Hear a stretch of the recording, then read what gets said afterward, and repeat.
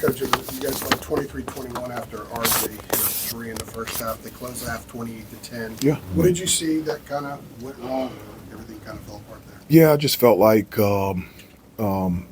every effort, physicality, part about the game from that stretch, they dominated. From a defensive standpoint, very difficult.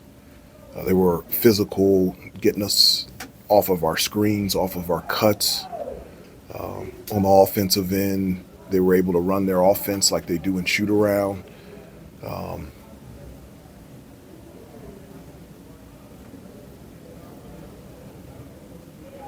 They're a very good team, and they played tonight hungry and in every aspect of the game.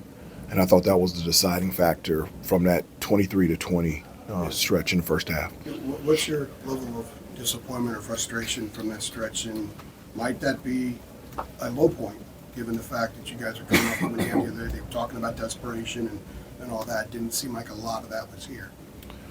Yeah, one of the things that we talked about in the game is, and I think it was a question after the game on Saturday in regards to a sense of urgency, and I said, no, it's a sense of emergency. And that's the type of mindset that you have to have in your preparation, practice, and play every day. And it doesn't guarantee you that things will work out your way, but without it, you have no chance. And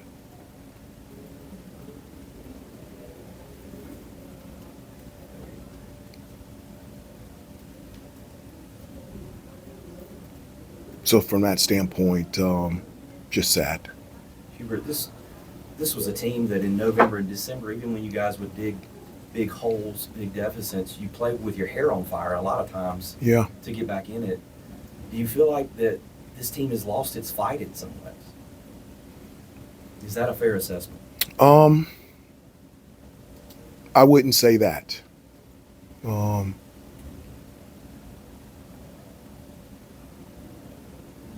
I would not say that.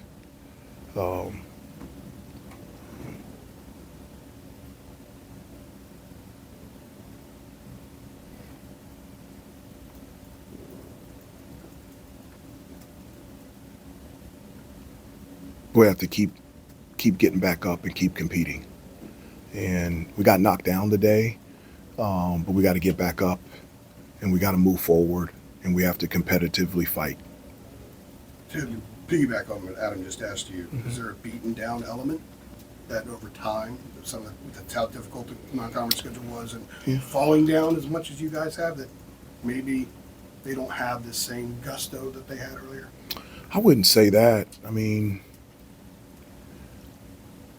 we have been in a number of, one possession games or tight games, and but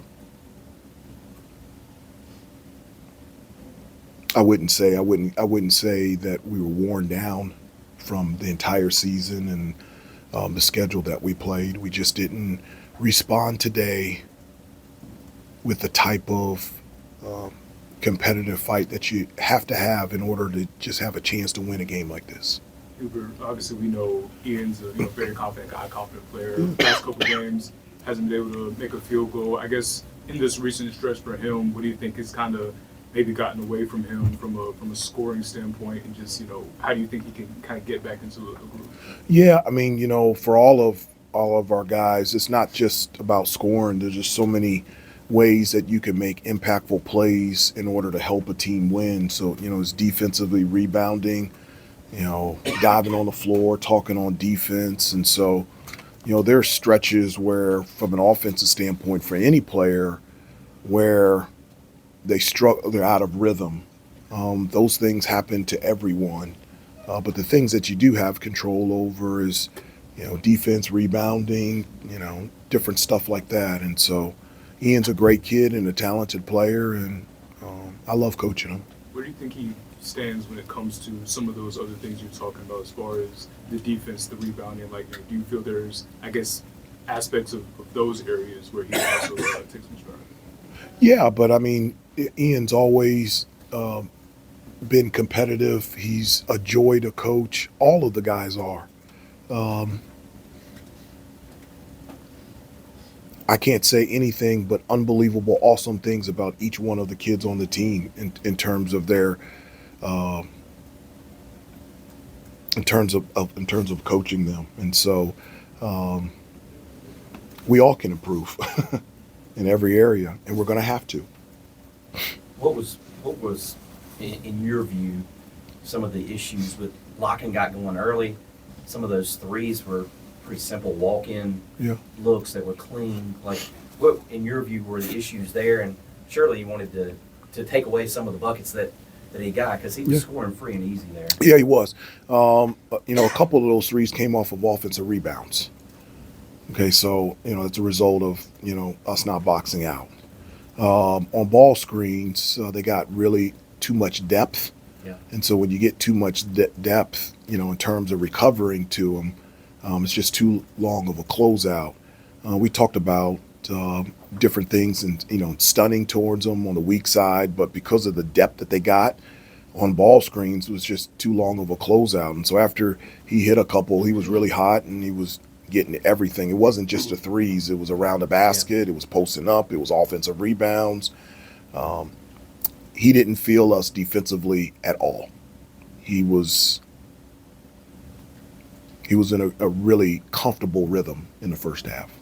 Couple more. If I can go back to Ian, he had a 7-game stretch where he averaged about 22 points. In the 7 games since then, he's at about 7. So going back to what you said a minute ago, is there anything more than it just being a stretch by a young guy where he's not maybe getting as many shots as he was getting before? Is there something more to it?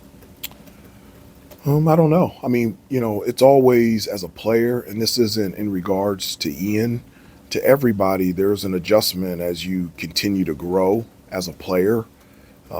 Scouting reports change on you, tendencies or from the opponent are noticed more. And those are great opportunities for growth out there on the floor. And so, as I said before, I have loved coaching Ian, and I couldn't think of a better person to coach and to be around every day. What were you hoping to get from Jay Witt, putting him in the starting lineup? Shefflin is just, in my opinion, the best offensive rebounder in the league. And, we had been starting. We're not very big. We're a small team. We start a really small lineup and just didn't think that would put us in a position rebounding to start the game. And we got off to a good start. As you mentioned, we were 23-21 or 23-20. And then from that stretch, it just Clemson just took off. Coach, I know you talked about tonight was the tied for the largest rebound margin discrepancy this season. You talked about the physicality, but what were some of the other issues that led it to be so lopsided? Yeah, I mean, it was the physicality. It's the will and the want to, energy and effort. Rebounding, I said, is not dictated by your physical size. We've played, bigger teams, and we've boxed out, we've rebounded, we've actually won the rebounding battle. We talked about 3 things that were really key for us: winning the rebounding battle, winning the turnover battle, and winning the free throw battle. And I don't think we won either one. We won the turnover battle? Okay. And so, rebounding, I've always said, is the number one determining factor of the outcome of the game. And just our inability to keep them off the offensive glass and our inability to get to the offensive glass was something that we just couldn't overcome. Hubert, I know in Last those, one. last 7 games, you have to take the, game by game approach. Yeah.